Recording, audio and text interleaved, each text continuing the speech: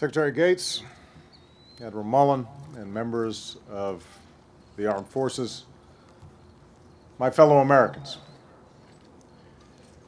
most of all to you, survivors who still carry the scars of tragedy and destruction, to the families who carry in your hearts the memory of the loved ones you lost here. For a nation, this is a day of remembrance, a day of reflection, and with God's grace, a day of unity and renewal. We gather to remember at this sacred hour on hallowed ground, at places where we feel such grief and where our healing goes on. We gather here at the Pentagon, where the names of the lost are forever etched in stone. We gather in a gentle Pennsylvania field, where a plane went down and a tower of voices will rise and echo through the ages. And we gather where the Twin Towers fell, a site where the work goes on so that next year, on the 10th anniversary, the waters will flow in steady tribute to the nearly 3,000 innocent lives. On this day, it's perhaps natural to focus on the images of that awful morning, images that are seared into our souls. It's tempting to dwell on the final moments of the loved ones whose lives were taken so cruelly. Yet these memorials and your presence today remind us to remember the fullness of their time on earth. They were fathers and mothers raising their families, brothers and sisters pursuing their dreams, sons and daughters, their whole lives before them. They were civilians and service members. Some never saw the danger coming. Others saw the peril and rushed to save others up those stairwells, into the flames, into the cockpit. They were white and black and brown, men and women and some children, made up of all races, many faiths. They were Americans and people from far corners of the world. And they were snatched from us senselessly and much too soon. But they lived well, and they live on in you. 9 years have now passed. In that time, you have shed more tears than we will ever know. And though it must seem some days as though the world has moved on to other things, I say to you today that your loved ones endure in the heart of our nation, now and forever. Our remembrance today also requires a certain reflection.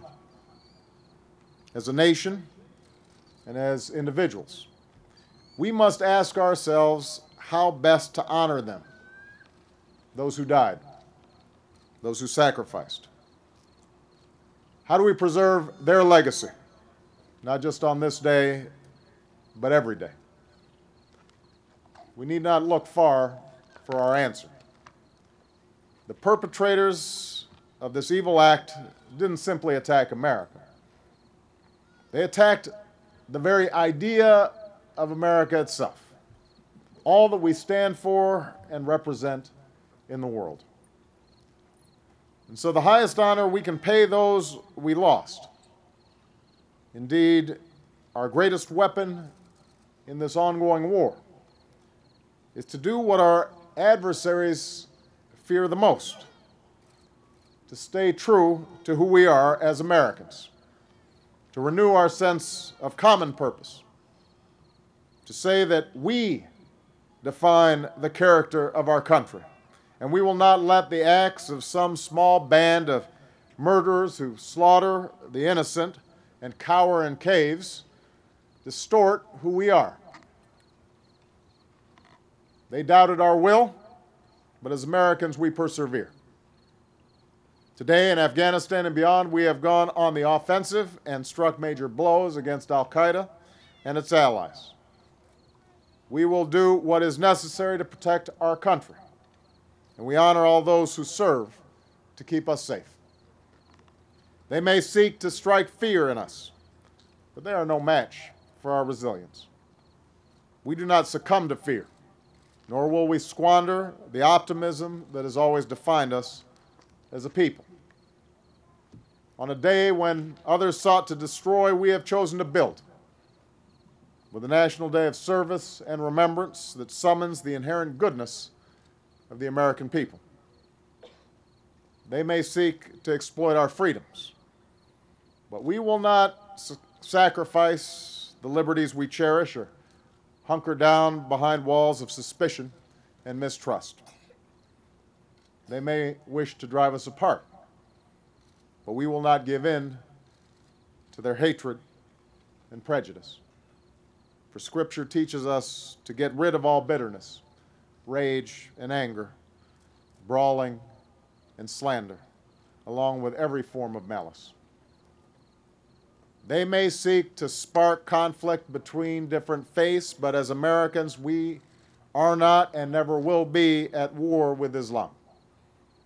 It was not a religion that attacked us that September day.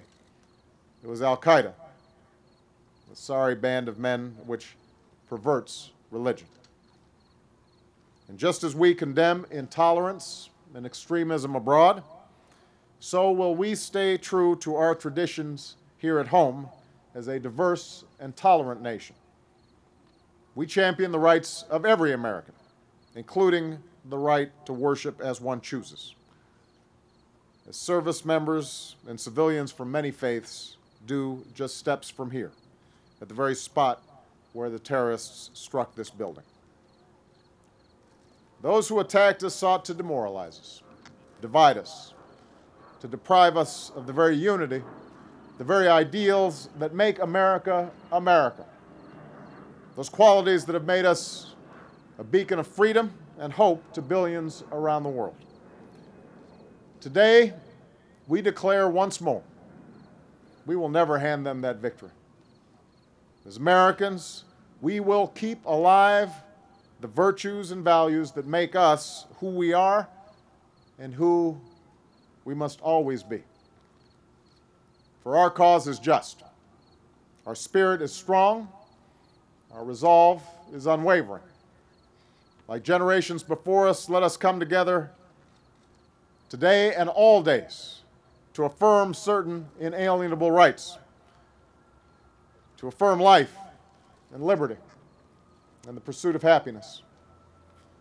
On this day and the days to come, we choose to stay true to our best selves as one nation, under God, indivisible, with liberty and justice for all.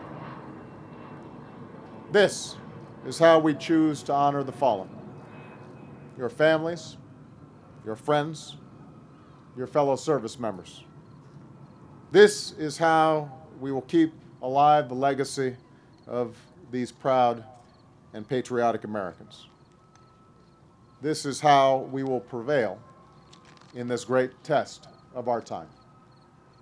This is how we will preserve and protect the country that we love and pass it safer and stronger to future generations. May God bless you and your families, and may God continue to bless the United States of America.